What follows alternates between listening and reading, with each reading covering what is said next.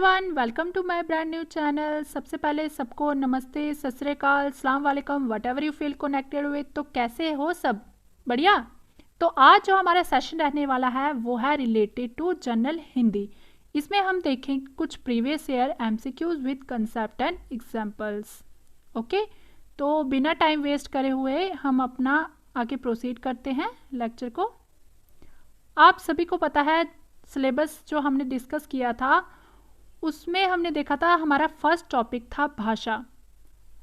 भाषा क्या होती है? भाषा होती है जब meaningful sounds through human beings produce की जाती हैं, उसे हम क्या बोलते हैं? भाषा। साउंड्स का मतलब ध्वनि, और मीनिंगफुल साउंड्स कैसे बनती है? कुछ वर्ड्स मिलते हैं जब, तब मीनिंगफुल साउंड्स बनती हैं। ठीक है, और वर्ड्स कैसे बनते हैं? लेटर्स की हेल्प से।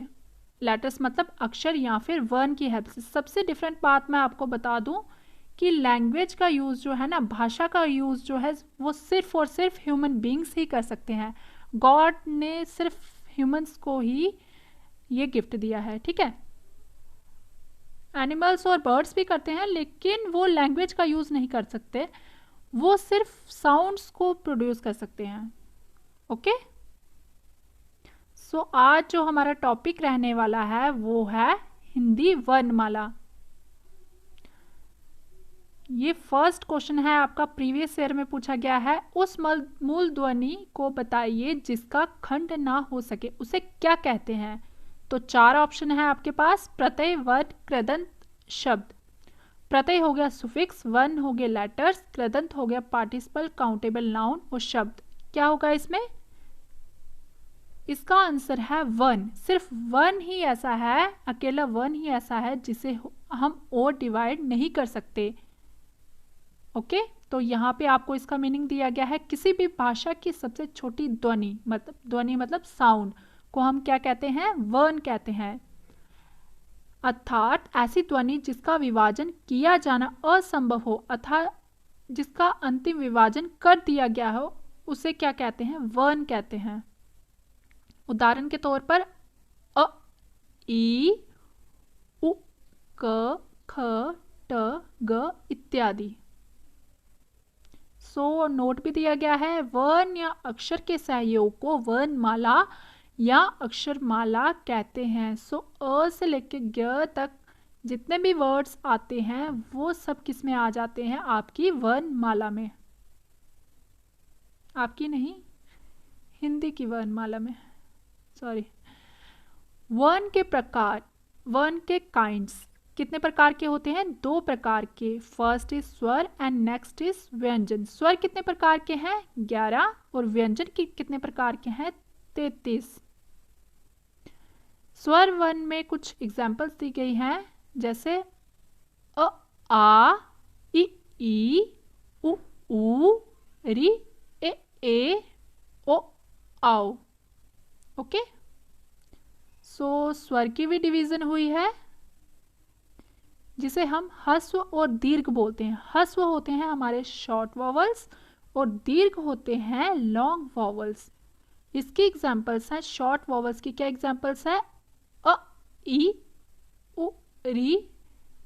ओके, एंड लॉन्ग वॉवल्स में क्या क्या आ जाता है? आ, ई, उ, ए, ओ, औ। ठीक है, सो एक और नोट आ गया, अयोग वाहा। अयोग वाहा हम उसे बोलेंगे जिसका योग ना हो सके, ना स्वर के साथ और ना ही व्यंजन के साथ। ये थोड़े अलग रहते हैं। ठीक है, ये दुनिया से थोड़े अलग रहते हैं। सो इसे हम अयोग वाहा बोलते हैं। उदाहरण के तौर पर अंग और आहा। अंग जो है उसे हम नासिक्य बोलते हैं और आहा को हम विसर्ग बोलते हैं। तो इसकी प्रोनाउंसिएशन कहाँ से होती है? इसका उच्चारण कहाँ से होता है? कंठे से। कंठे मतलब गले से। इंग्लिश में आप इसको वॉइस बॉक्स भी बोल सकते हैं। नेक्स्ट आ गया व्यंजन वर्ण। व्यंजन वर्ण कितने होते हैं? 33। 33 आ जाते हैं हमारे व्यंजन वर्ण, जिसमें आ जाते हैं क, ख, ग, न, च, श, ज, न, ट ठ ड ढ न, त थ द द न, प फ ब ब म। क से जो लेटर्स शुरू हो रहे हैं उसे हम बोलते हैं कवर्ग। च से शुरू जो हो रहे हैं उसे बोलते हैं चवर्ग। देन ट से जो शुरू हो रहे हैं उसे ट्वर्ग बोलेंगे।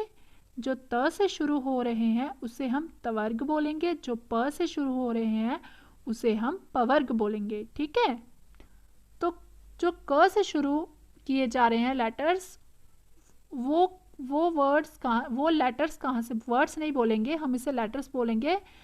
लेटर्स या फिर वर्ण बोलेंगे या फिर अक्षर बोलेंगे। तो ये कहाँ से बोले जा रहे हैं? गले से, कंठ, जिसे हम कंठे बोलते हैं हिंदी में। तो with the help of voice box इसे बोला जाता है। जैसे इधर देखिए मैंने डायग्राम बनाई हुई है, कंठे, तो यहाँ से एयर की पैसेज होगी with the help of voice box जो है हम कवर्ग को बोलते हैं, जैसे क ख ग ग न। ठीक है, फिर उसके बाद तालव्य। तालव्य में क्या क्या आ जाते हैं? च छ ज ज न। ये चवर्ग जो है सारा, ये विद द हेल्प ऑफ तालु बोले जाते हैं। तालु मतलब वैलम, या फिर हाँ वैलम ही बोलेंगे हम इसे। जो गले के थोड़े ऊपर पार्ट होता है ना, ऊपर तालु जिसे बोलते हैं, सॉफ्ट पार्ट, सॉफ्ट पैलेट हम बोलेंगे, उसकी हेल्प से क्या बोला जाता है? चवर्ग। ठीक है, देन नेक्स्ट आ जाता है मूर्धन्य। मूर्धन्य हम बोलेंगे दांतों के पीछे जो खुदरा पार्ट है ना, ऊपर जो दांतों के पीछे खुदरा पार्ट है, उसकी हेल्प से हम बोलेंगे टवर्ग को, जैसे ट ठ ढ ड न। ठीक है, तो जो दांतों के पीछे जो खुदरा भाग है उसकी हेल्प से हम क्या बोल पा रहे हैं? टवर्ग। आपने टंग की पोजीशन देखनी है कि टंग जो है वो कहाँ पे टच हो रही है, तो उसके बेस पे हमने व्यंजन को बताना है। ठीक है, फिर देन आ जाते हैं ओष्ठ्य। ओष्ठ्य में प फ ब ब म, ये सब आ जाएंगे ओष्ठ्य में। With the help of lips हम इसे बोल पा रहे हैं। आप एक बार इसे देखिए, इस डायग्राम को देखिए और इनकी प्रैक्टिस कीजिए। आप सब अच्छे से डीपली से फील भी कर पाएंगे, रियल लाइफ में अप्लाई भी कर पाएंगे और बिना किसी प्रॉब्लम के समझ भी पाएंगे। ठीक है, फिर उसके बाद नेक्स्ट आ जाता है अंतस्थ। अंतस्थ में आ जाते हैं य र ल व। ठीक है, देन नेक्स्ट है उषम। उषम में आ जाता है श श स ह। सो ये जितने भी पेज पे दिए गए हैं ये 33 वर्ण हैं। 33 वर्ण हैं जो कि रिलेटेड हैं व्यंजन से। ठीक है, व्यंजन वर्ण कितने टोटल हैं? 33। 25 ये आगे, देन प्लस ये कितने हो गए? 33। ठीक है, जो आगे आगत, संयुक्त, द्विगुण है ये बने हैं व्यंजन से ही, लेकिन इसमें थोड़ी मॉडिफिकेशन की गई है। ठीक है, तो आगत में आ जाते हैं जो, सॉरी ज नहीं य, इसे हम क्या बोलेंगे? य और फ। ठीक है, य इसलिए बोलेंगे क्योंकि इसमें ज के नीचे एक बिंदु दिया गया है जिसे हम य बोलते हैं। ठीक है, फिर उसके बाद फ। ठीक है, संयुक्त। संयुक्त का मतलब होता है मिक्सचर किसी का। ये व्यंजन से ही बने हुए हैं लेकिन with the help of mixture. ठीक है, जैसे इधर एग्जांपल्स दी गई हैं।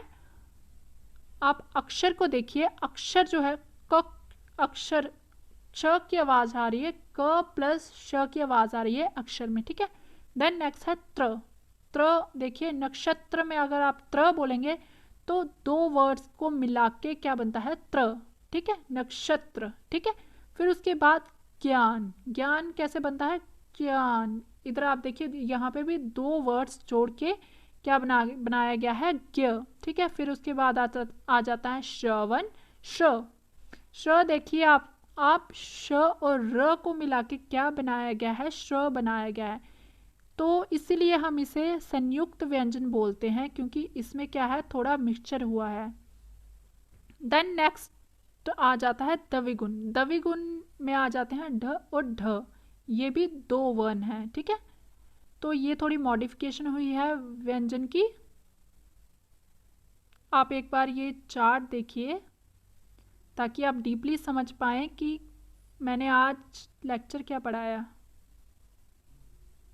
ओके, अच्छे से देखिए इस चार्ट को ताकि डीपली देखना नहीं है बल्कि इसको यूज़ भी करना है। एक बार बोल के देखिए, एक दो बार प्रैक्टिस कीजिए, आपको आ जाएगा। ठीक है, सो इतना ही लेक्चर है आज। सो देखिए यहाँ पे दिया गया है व्यंजन की कुल संख्या 41। 41 जो है उसमें कुछ प्लस भी कर दिए गए हैं। प्लस क्या किया हुआ है, जो मॉडिफिकेशन हुई है ना व्यंजन में उसी को मिला के 41 कर दिया गया। लेकिन जब आपको एग्ज़ाम में पूछा जाएगा कि व्यंजन की कुल संख्या कितनी होती है तो आपको 33 ही बतानी है, और स्वर की कुल संख्या कितनी होती है 11। ठीक है, फिर जब मॉडिफिकेशन हम थोड़ी बहुत करते हैं व्यंजन में तब हमारे पास बनते हैं 41। लेकिन सिंपल अगर हम देखें तो व्यंजन कितने होते हैं 11। ये हम कल देखेंगे। तो सबसे इम्पॉर्टेंट बात, अगर आपको इसकी PDF चाहिए तो आप क्या कर सकते हैं, टेलीग्राम चैनल ज्वाइन कर सकते हैं, और साथ ही साथ नीचे डिस्क्रिप्शन बॉक्स में भी आपको इसकी PDF मिल जाएगी। सो आज का लेक्चर इतना ही रहेगा जो हमने पढ़ा। आप एक बार इसकी अच्छे से प्रैक्टिस कीजिए ताकि आपको सब पता चल जाए। ठीक है, सो ये रहा आज का हमारा थॉट। भीड़ हमेशा उस रास्ते पर चलती है जो रास्ता आसान लगता है, लेकिन इसका मतलब ये नहीं कि भीड़ हमेशा सही रास्ते पर चलती है। अपने रास्ते खुद चुनिए, क्योंकि आपको आपसे बेहतर और कोई नहीं जानता। तो समझे इस थॉट को कि भीड़ से हमेशा अलग रहना है। अगर आप भीड़ में चलोगे तो अकेले में यूनिक आप कुछ नहीं कर पाओगे। अगर आपको कुछ डिफरेंट करना है, कुछ हटके लगना है, तो आप एक बार अपने एक्सपीरियंस को देखिए। दूसरों को एक्सपीरियंस को कभी भी अपना एक्सपीरियंस मत बनाइए। हमेशा अपने एक्सपीरियंस को समझिए कि मुझे क्या करना है। ठीक है, तो भीड़ से थोड़ा अलग रहना है। So all the best, thank you, have a nice weekend, bye bye.